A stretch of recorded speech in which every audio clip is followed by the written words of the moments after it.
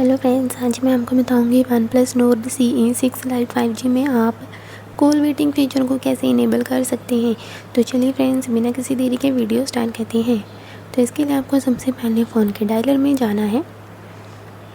Dialer में जाने के बाद आपको सबसे ऊपर राइट साइड 3 डॉट्स पर क्लिक कर देना है। तो यहाँ पर आपको सेटिंग्स वाली ऑप्शन दिखाई देगी, तो आपको सेटिंग्स पर क्लिक कर देना है।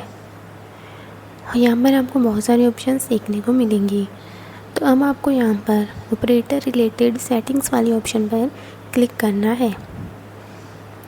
जैसे आप क्लिक करेंगे तो आपको यहाँ पर ये ऑप्शंस शो हो जाएंगे।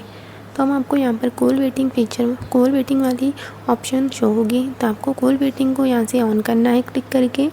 जैसे ही आप इसे ऑन करेंगे तो आपके फ़ोन का कॉल वेटिंग फीचर इनेबल हो जाएगा और यहीं पर आप इसको क्लिक करके ऑफ भी कर सकती हैं।